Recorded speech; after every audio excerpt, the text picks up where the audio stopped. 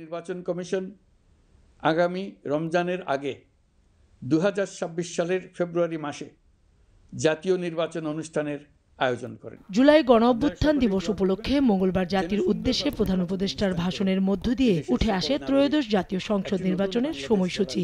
সফলভাবে এগিয়ে যেতে পারে। অবসান ঘটে নির্বাচন কবে হবে তা নিয়ে রাজনৈতিক দলগুলো সহ দেশবাসীর জল্পনা কল্পনার।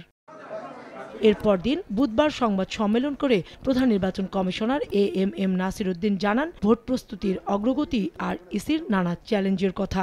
ফেব্রুয়ারিতে নির্বাচন করার জন্য বিভিন্ন চ্যালেঞ্জ থাকা সত্ত্বেও আমরা কিন্তু আমাদের প্রস্তুতি এগিয়ে নিচ্ছি। ইনশাল্লাহ আমাদের কোনো প্রস্তুতিতে ঘাটতি হবে না।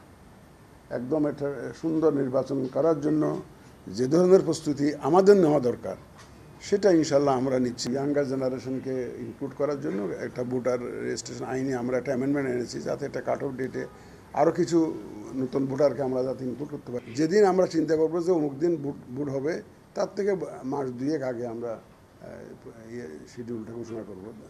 ইসি সবার জন্য লেভেল প্লেইং ফিল্ড নিশ্চিত করতে চায় উল্লেখ করে রাজনৈতিক দলগুলোর সহযোগিতা চান সিসি। ইলেকশনটাকে অ্যাজ ট্রান্সপারেন্ট অ্যাজ পসিবল করতে চাই, আয়নার মতো পরিষ্কার করতে চাই। মানে মানুষ দেখুক, বিশ্ববাসী দেখুক যে আমাদের আন্তরিকতার, আমাদের চেষ্টার কোনো ঘাটতি আছে কিনা।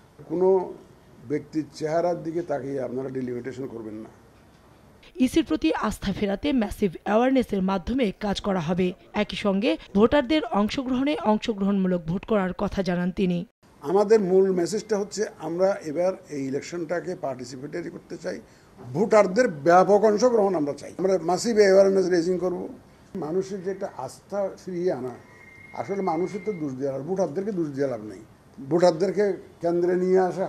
এদিকে নির্বাচনী সংবাদ সংগ্রহে ইসির নীতিমালা প্রত্যাখ্যান করে সিইসির কাছে স্মারকলিপি দিয়েছে ইসিবিতে কর্মরত সাংবাদিকদের সংগঠন আরএফইডি। কাউসারা চৌধুরী কুমু, সময় সংবাদ, ঢাকা।